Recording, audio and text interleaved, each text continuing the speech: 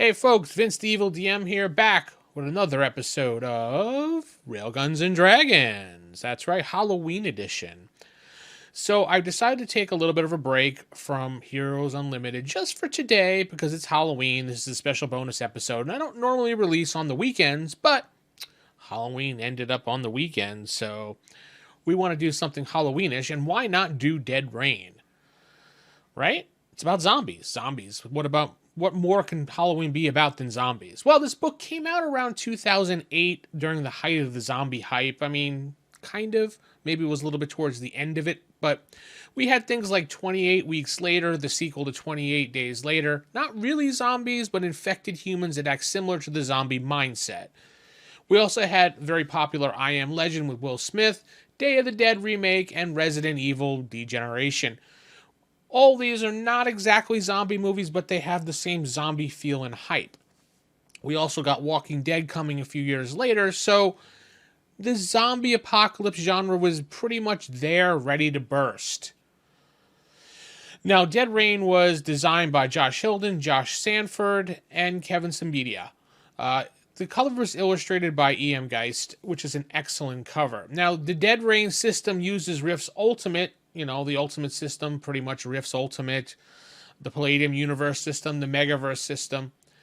So, right when we get into this book, we basically get a little section on here about whodunit.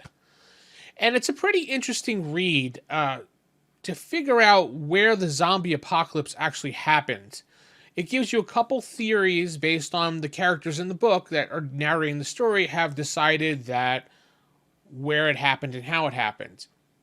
Now, it's up to you as the GM to figure out where the zombie apocalypse happened and how it happened. I mean, the book basically says, was it the government? Was it a pandemic outbreak? COVID?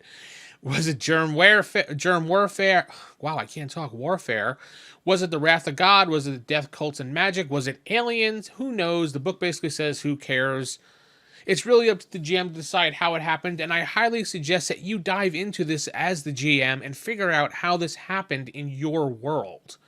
It could be anything, but have an idea how it happened so you can kind of include it into the story and leave it as part of the mystery for the players to figure out, because what else is there really to do in the zombie apocalypse except fight zombies, kill other people because they're a-holes, and try to survive? Well, figuring out how it happened and how to get life back to normal. This is a way to do it. So we go through the theories of the how to, well, like pretty much how it happened. Then we have the zombie apocalypse pretty much survival guide. It's narrated from like the Reaper survival guide, narrated by one of the characters of the book, which is pretty decent. I mean, it's a good way to get information across to the reader or the player or the GM without boring them to death with a, tech manual.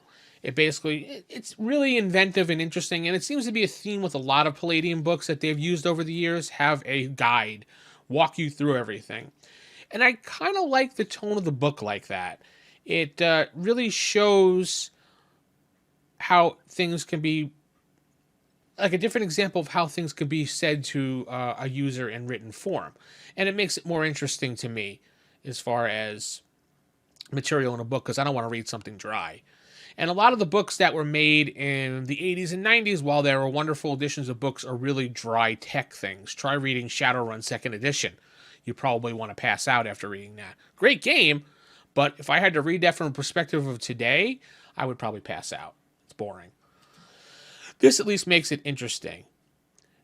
And then we get a wonderful section on survivors doing a vlog of how things happen from their point of view, which is a really excellent read too. And them trying to survive together, giving you a play-by-play of how it happened. I really was engaged in this, and I was like, wow, this is a really good written story here. And I really, really enjoyed how it went over. So, and then we get a little bit about the cities and towns in the USA and what their current situation is, what the problem is, and how things are, and a little bit about the zombies themselves. And we go back to the index here. So we get some secrets of the dead, how the zombies actually function as compared to real life. Wow, I said real life.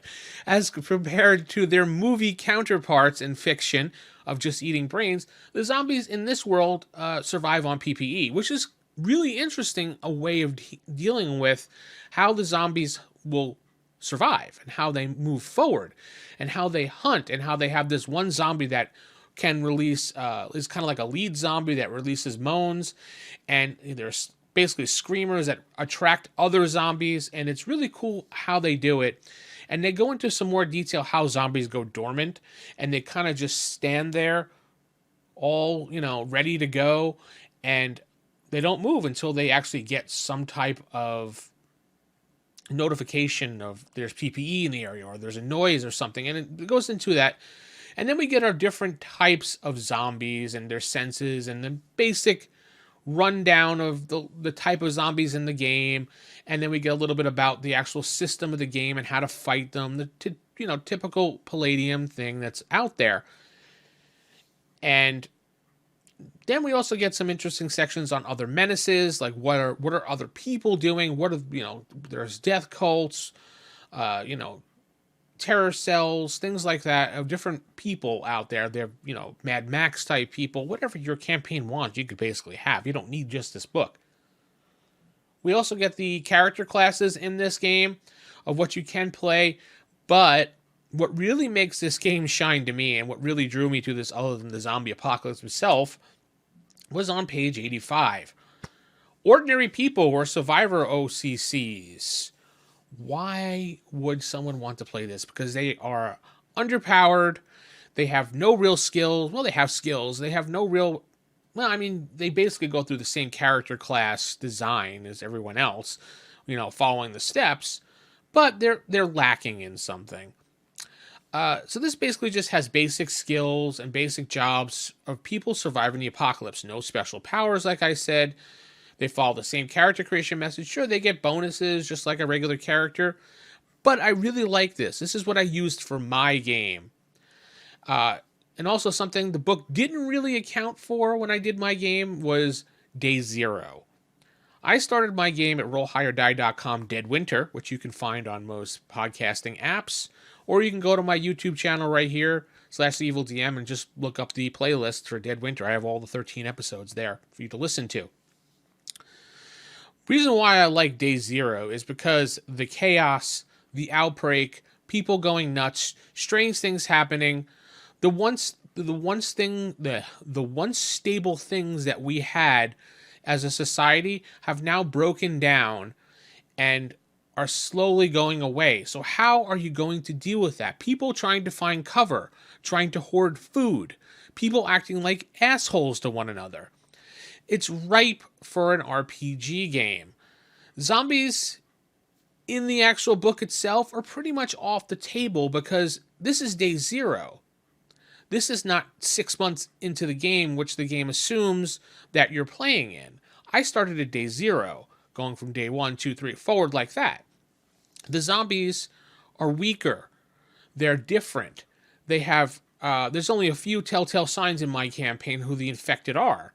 And people are confused running around trying to figure out who they are, because if you don't notice the reddish bloodshot eyes or the black goo dripping from their mouth when the mouth is open, you will not notice that they're zombies or infected in my world.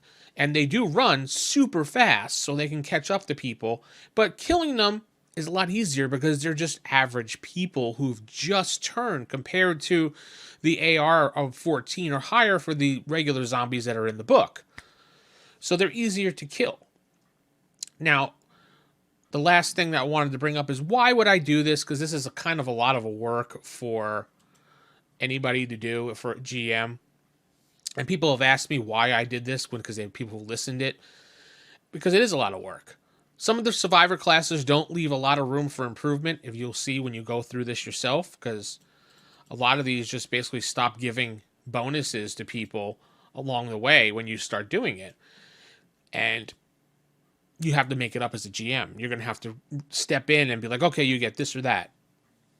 Let's see here.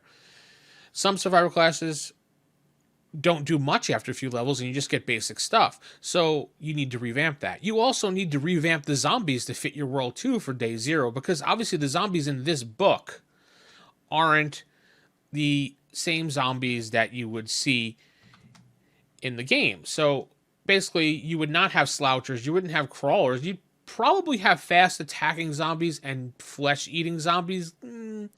Maybe. Maybe some thinkers might be there. You can possibly get some of those. And then probably the mock zombie, which is basically a person that doesn't believe that they're a zombie, but they actually are a zombie. You get things like that. But you have to revamp those too. And it's a lot of work as a GM.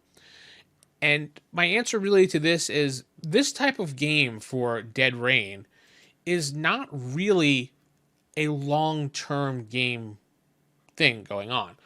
Most people that I play in these type of games with, generally after a couple levels or a couple sessions, kind of get burnt out on the game, because there's only so much that you can probably take of zombie apocalypse before it becomes a little repetitive. There's only so much that you can do in a game. I mean, you could probably, if you're a really, really good GM, make this last for long term.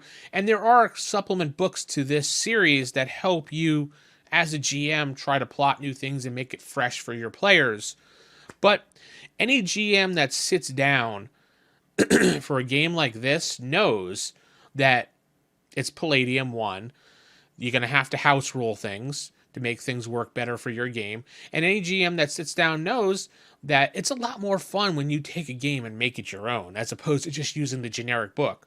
So if you're changing things around as a GM and making it closer to what your vision of the game is going to be, it becomes a more personable game, and the players somehow get more involved in the game as well, because they find it more interesting, and then they see that you did all this work, so their characters will do it.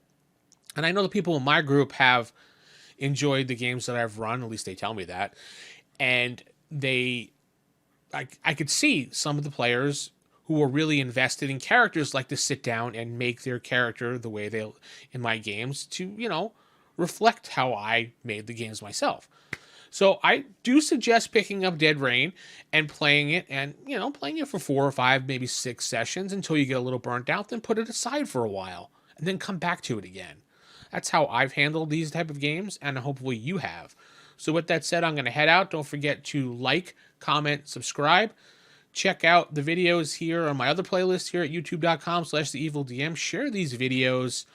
Also, hit me up on Twitter at theevildm. Instagram, trying to get some more followers there, as I'm putting more into that now. X theevildmx, as you can see down below here in the graphic.